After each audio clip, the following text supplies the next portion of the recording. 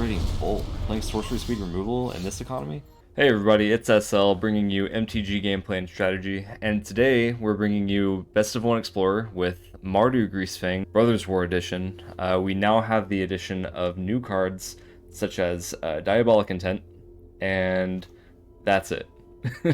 I haven't seen anybody make an update to this deck just yet, so I figured I'd be the first one for you guys. So just an overview of the deck. We have Greasefang, which is the win condition. It's a 3 mana 4/3. At the beginning of combat on your turn, you return a vehicle card from your graveyard to the battlefield. It gains haste, and then you return it to your hand at the beginning of the next end step. We're using that to combo with Parhelion. This is no surprise, people have been winning with this in competitive Explorer for a while. And then our 5th copy of Parhelion, not always the best reanimation target for Greasefang, is Sky Sovereign. So when it enters the battlefield or attacks, you can deal 3 damage to a creature or planeswalker an opponent controls. So when you reanimate it with Greasefang, you get to deal 6 damage, so 3 damage 2 times. You can kill either 2 creatures or you can kill a big creature. Our removal suite in this format is Fatal Push. So Fatal Push is better in this deck than it was in Esper Greasefang.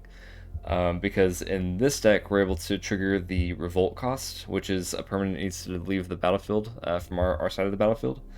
We have plenty of ways to trigger that. So we have blood tokens made by Voldaren Epicure and Blood Tithe Harvester, but we also have Fable of the Mirror Breaker, which we can create treasure tokens with the goblin that it makes.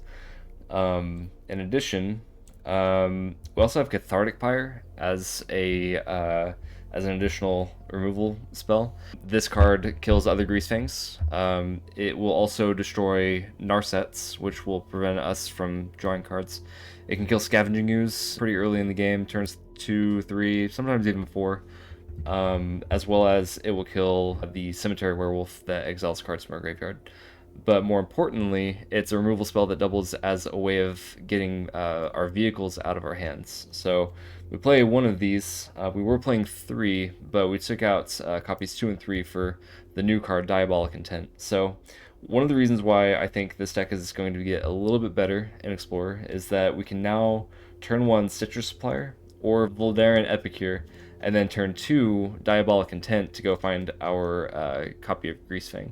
If we already have Greasefang in hand, we can go ahead and grab Parhelion and then find a way to discard it, either with maybe a blood token.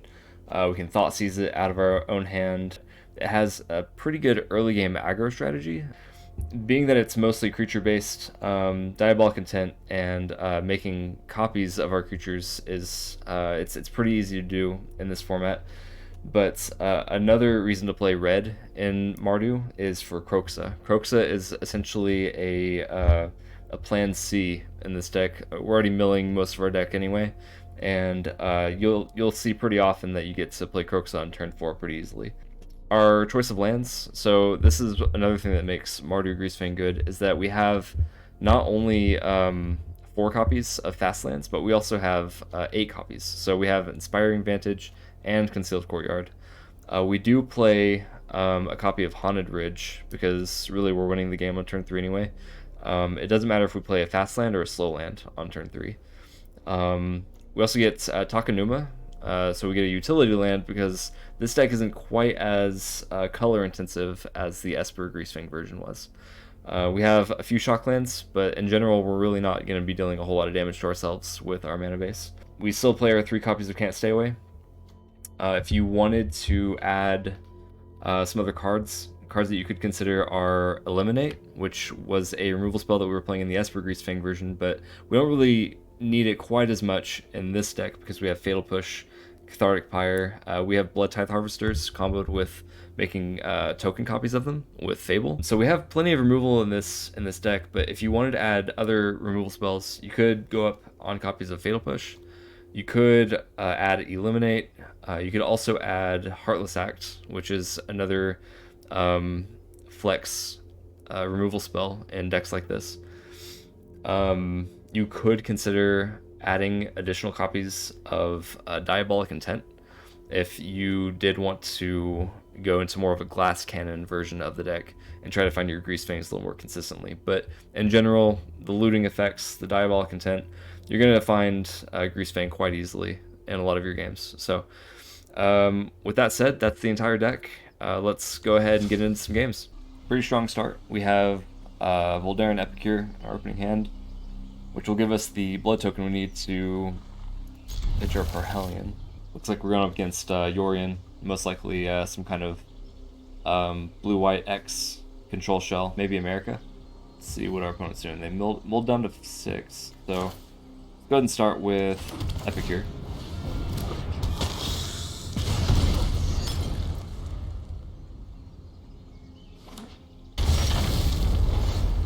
Okay, we got another Epicure. Let's go ahead and play another one. Get him for damage. Looks like we're playing against another Mardu Greasefang player. I love it. I think other people had the same thought. Interesting to see Yorion as the companion though, because you're reducing your deck's consistency. I wonder if this is just something that people are doing with Brothers War coming out. I've definitely never seen this before. Let's go ahead and drop our Parhelion. So we have Thoughtseize. That's going to be really good. I like that we got Can't Stay Away, so that opens up some options for us. Let's go ahead and Citrus Supplier. Let's see if we can find a Greasefang. There's Greasefang. Okay. We'll pay 2 life. We'll Can't Stay Away our Greasefang. And that's going to be it. The opponent doesn't have any outs to the winning here. So we're going to get our opponent down to 3, it looks like.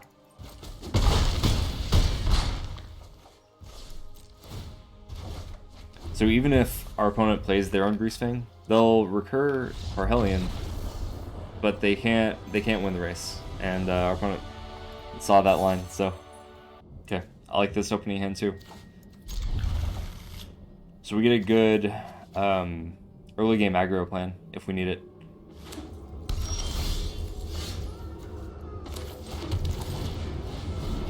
Actually, we just have the natural turn 3 Greasefang. Can't ask for a better top deck than that on turn 1. So we're playing against red-black, maybe red-black midrange. First giant. Okay.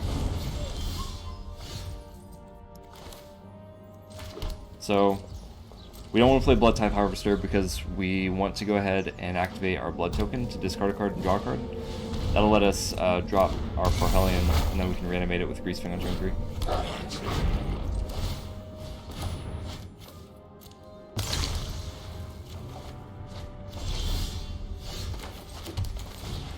Show our opponent the Greasefang. Opponent probably concedes here because we'll early be dealing with 2 flying angels.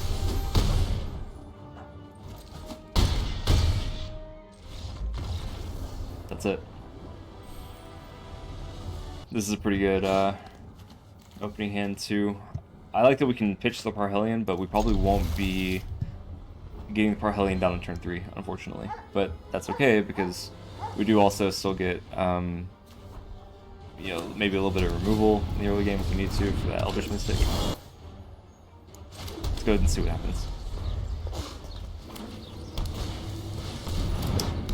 Oh, Spellbinder. Okay. Looks like opponent's playing some kind of green-white Coco. Okay, see, that's pretty good. I mean, opponent thought they were going to be able to take us off tempo with taking away that Blood Tide Harvester, but little did they know that we would top deck a blood token producer anyway. And this actually opens us up to a turn 3 win if we're lucky enough to draw that Greasefang. Questing Beast. Okay, it's been a while. I love that card. Yeah, can't block. Let's see if opponent can aggro us here. Okay, so we're gonna drop a Parhelion on Stitcher Supplier. Stitcher Supplier opens up the possibility for Diabolic Intent into Greasefang on the next turn, or we can see if we can do the same thing as last game where there's the Greasefang in the graveyard. Turn 3, here we go. This deck just has so many lines. I mean, you never want to throw away a potential win by thinking that you just don't have it. You know, gotta test out all your avenues.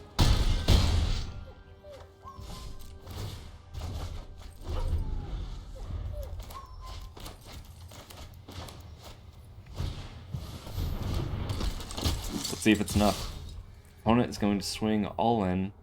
I think I want to kill that questing beast, and honestly, we might as well just block everything. Yep. Opponent has seen enough. Hand isn't the best, but we do have a turn 4 Greasefang, if nothing else. Let's go ahead and play that tapped.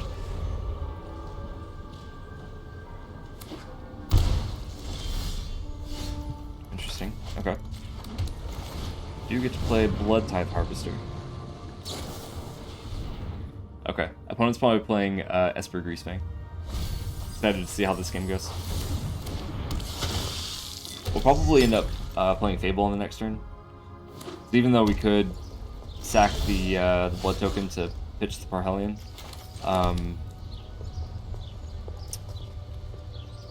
we're gonna be able to do that anyway if we Fable. Yep. Okay, so Fable resolves. Let's get in for a little bit of damage here. One of the things that I like about the Mardu version of this deck is that your early game aggro plan is pretty strong, and so you can actually get your opponent down to one-shot territory whenever you actually get your Parhelion down and swinging, because you're dealing 3 points of damage with your Blood Tithe Harvester, maybe a little bit of damage with Voldaren Epicure. You have plenty of ways to get your opponent down to the 13 life that you need to be able to just hit your opponent with the 13 from Parhelion and the angels that it makes. Okay, so we have 2 copies of Greasefang. I like that. I think we'll go ahead and keep the other copy of Fable. Yeah, let's keep the other copy of Fable. Fable's just so good. We even got the extra land and Thoughtseize, so let's go ahead and play that on black. We're gonna go ahead and Thoughtseize our opponent, make sure that it's clear for us to combo.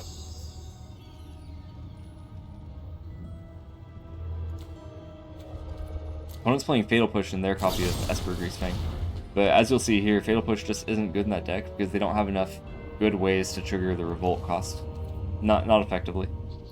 They're also playing Consider, which I'm not a huge fan of in that deck. Opponent's Fatal Push resolves. We're gonna Thoughtseize our opponent, see what they got going on in here.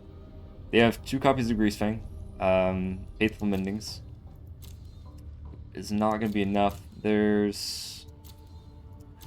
So they can Faithful Mending to gain just enough life to stay alive, but ultimately this is not going to matter. So let's go ahead and just take a Greasefang, and we'll play our own.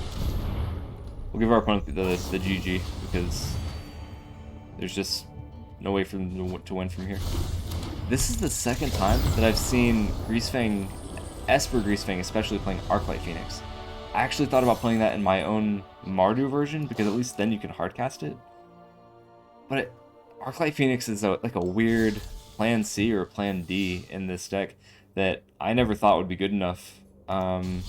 Still don't. I don't know if there's enough slots in any of these decks to be playing Arclight Phoenix, because it's just not good. I mean, yeah, you might be able to trigger it some games to be able to get it from the graveyard to the battlefield, but is it doing it enough damage to warrant taking a slot away from your general game plan? I don't think so. Pretty good hand here too. Got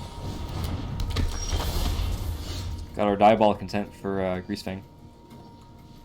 Finally playing against Mono Red. I figured we'd be seeing more of this since Brothers War just came out today. Let's start with Thoughtseize. I think that's the right call.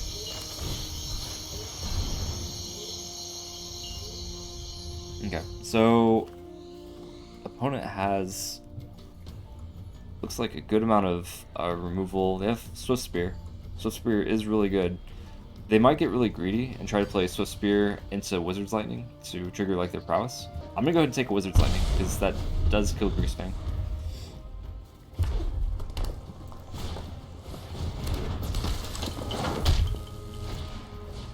Oh, we're gonna play another Soul Skirmish. Okay.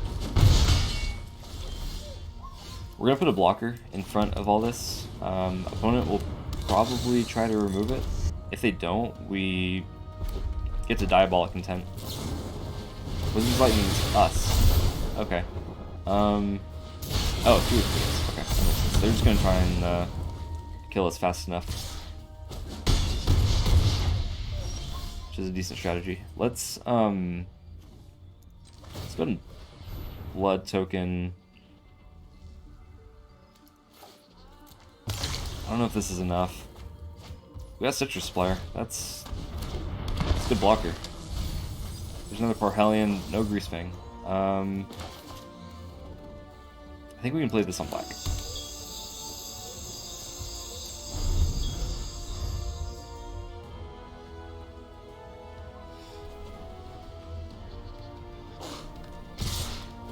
Okay, we'll go ahead and block. It probably won't matter. His opponent is playing Burn. I mean, they have plenty of ways to deal some extra damage here. They got Ruins. So we can grab Blood Tithe Harvester. We can sack it to Diabolic Intent. But then opponent still gets enough damage in. I think that's going to be good enough for the opponent. We have Fatal Push. So we can can't stay away the Blood Tithe Harvester. We can discard the Parhelion. See if we get a Fatal Push out of here. The land. It's not enough. So yeah, I'm going to go ahead and give the good game to the opponent. Yep.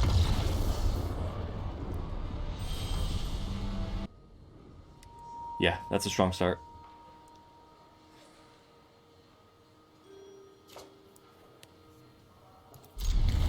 So we have the white and the black for Greasefang. We have our turn 1 Epicure, which lets us turn 2... Yeah, wow. What a bad Thoughtseize. If our opponent has a second copy of Thoughtseize, though, they can take both Greasefangs out of our hand. Or they can go ahead and just prepare for Greasefang coming down in turn 3. Thoughtseize is really good. Gives you information, lets you rip a card. It's always a 1-for-1. It's not the best card.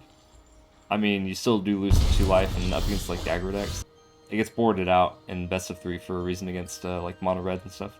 Go ahead and play Epicure. But yeah, I mean, Thoughtseize is definitely good enough to 4 up, and I'd say pretty much every black X deck in the game right now.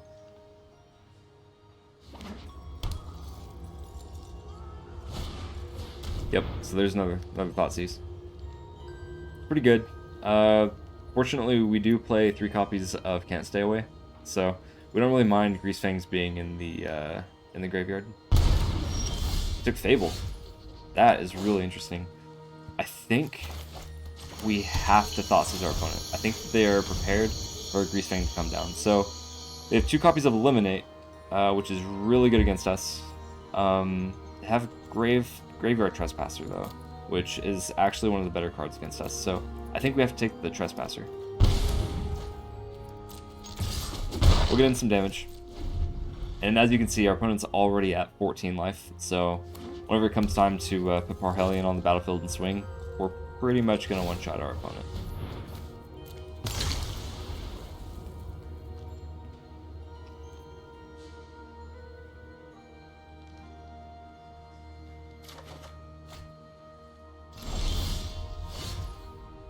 We got a Stitcher Supplier.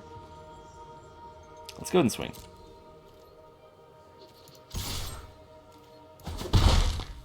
We don't necessarily need Stitcher Supplier on the battlefield at the moment. I mean, milling 3...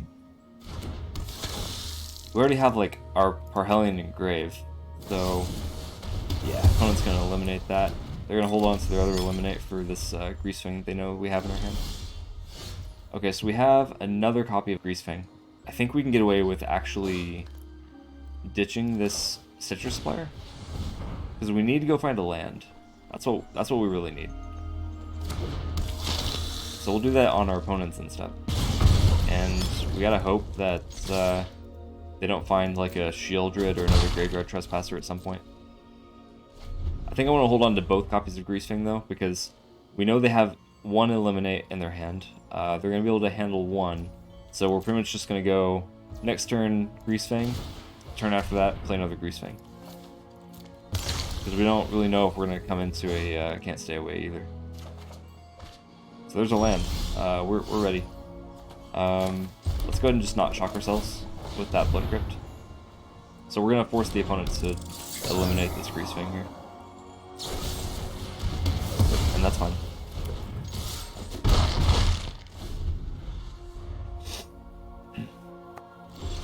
Okay, so opponent probably has another removal spell. We're gonna make him have it though. I mean, opponent can't just keep on sitting still and only playing removal spells. They are at 9 life, and we do have some pingers here. So, got him at 7. We're gonna hold on to this land. We're gonna probably discard that to our blood token. Okay, opponent gets a blood token, which is really good for triggering Revolt if they play Fatal Push. Although, ooh, opponent is discarding Shieldred. That card is ridiculous against our deck. Opponent unfortunately lost the Greasefang lottery. We drew all 4 copies of Greasefang in pretty much the first quarter of our deck, which is uncanny. I would be livid if I had to play against this. Oh my god, that, yeah. What can you say about that? We're getting pretty lucky with having these Epicures in our opening hand, and then being able to pitch that Parhelion on turn 2. But we don't have a source of white mana, which could cause issues.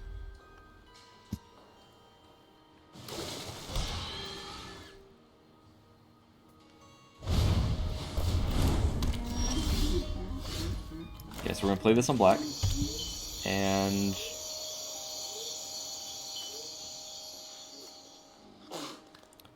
these harvesters can be pretty good. I think that's the right call, so I think that we're gonna want to be able to start removing some stuff from our opponent's board. I mean, even if we had played Epicure on turn 2 and then discarded Parhelion, we need both Greasefang and a land that can produce white. So it's kind of iffy on how you play that there.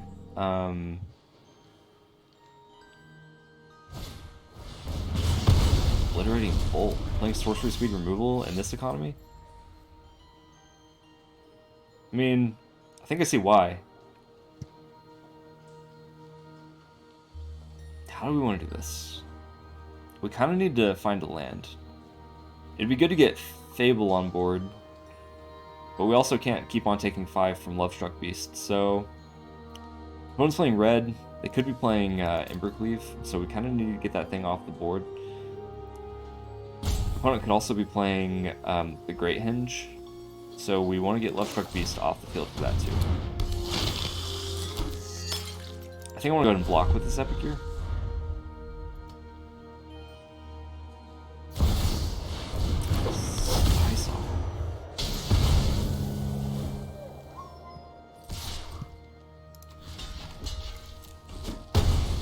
Kind of a neat deck. I don't think I've ever seen anything like this. Let's do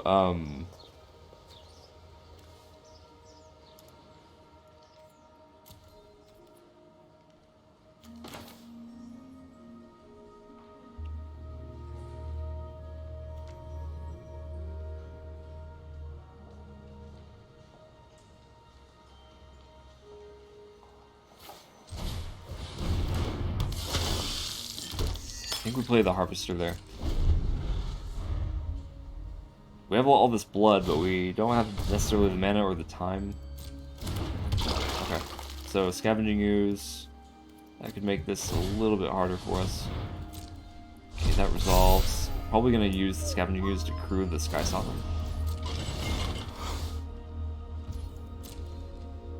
Yeah, Scavenging Ooze definitely wins in this matchup. Okay, so that's good. There's really no way for us to win here because the opponent does have 2 green with their Scavenging Ooze. Definitely the reason why we play removal in this deck is for pretty much Scavenging Ooze and like a few other select cards. I don't really know what we get here, but I am gonna stick around just in case we have some kind of out. I mean, yeah, I think, yeah, that's gonna be good. So, good game, opponent. Goes to show you, Scavenging Ooze is the threat that you have to answer in this deck. Yep, that seems good to me. Got a good curve. Kroxa might be able to do the turn 4 Kroxa game. Although ideally we just find a Parhelion. Up against Gigantha, so opponent could be playing the Sacrifice deck. Could be playing the mono green deck that we just played against, which I didn't even know was really a deck. At some point, I mean, at some point I do plan on playing my own version of mono green, which I love mono green aggro in this format. It loses kind of hard to Greasefang, but it does pretty well against a lot of other decks. It does really well against mono red aggro, I'll tell you that.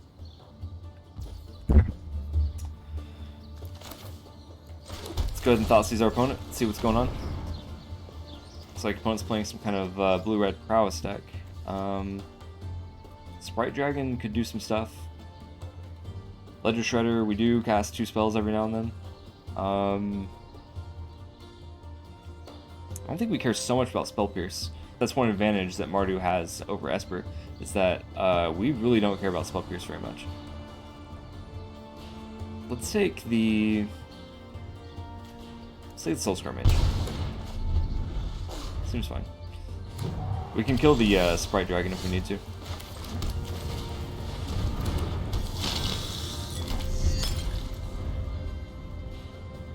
Probably hold on to this blood token for one of our vehicles.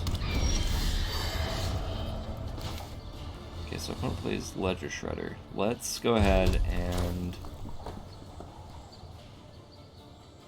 go to Kroxa.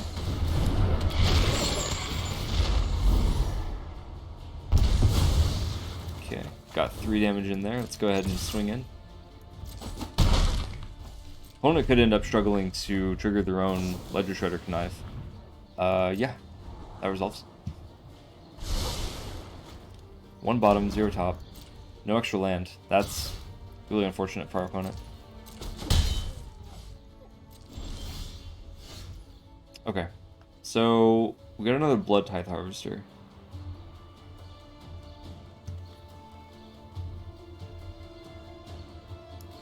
Let's go to play this on black. Honestly, I think that our aggro plan is just better. Yeah, we'll just play some Blood Type Harvesters. This is kind of an example of the early game Mardu aggro plan. I mean, sometimes you can just play Blood Type Harvesters and get enough damage in. Because like the opponent's already at 9. Opponent drops the Spell Pierce, yeah. So they knew that wasn't going to be good enough here. That all resolves. I think I want to hold on to these blood tokens, just in case we need to remove these creatures. There is an Epicure. We have 2 cards in our graveyard, including Kroxa. Go ahead and play Epicure. We'll get in for 6 here. Put our opponent at 2. So, I mean, opponent is getting pretty dangerously close to losing here.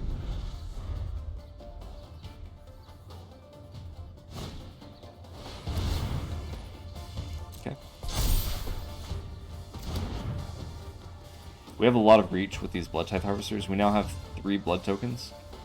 So if we really need to... Yeah, opponent's seen enough. Good game, opponent. A little bit of a shorter video today. We got to demonstrate a pretty good early game aggro plan, which is one thing I wanted to show you with this video. Unfortunately, we didn't get to play against the Spirits matchup, which I think Spirits is one of the better decks in the format at the moment. Brothers War may change that, but I think that this deck does do better against the Spirits matchup because it does have that early game aggro strategy. It has creature-based removal, which is a little bit better in that matchup. And some of those matchups against like Spirits and Angels, those two matchups which are the worst matchups for Esper Greasefang.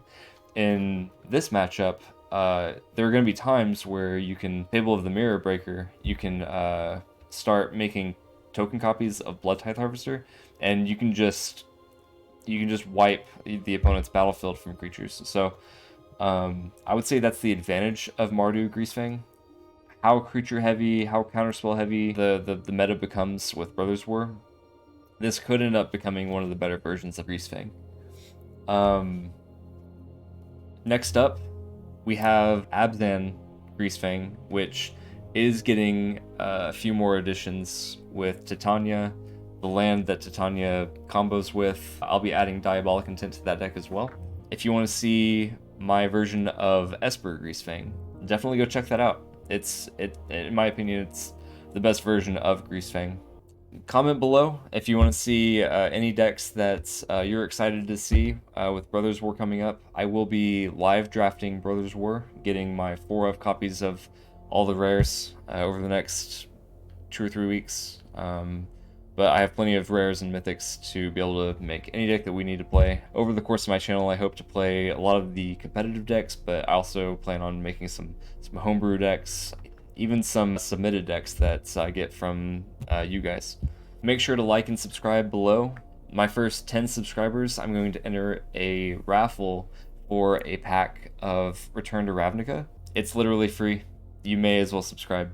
Check me out on YouTube and Twitch. I'll be coming to TikTok here soon. I'll be making some clips, so I'll make sure to keep you guys in the loop on that.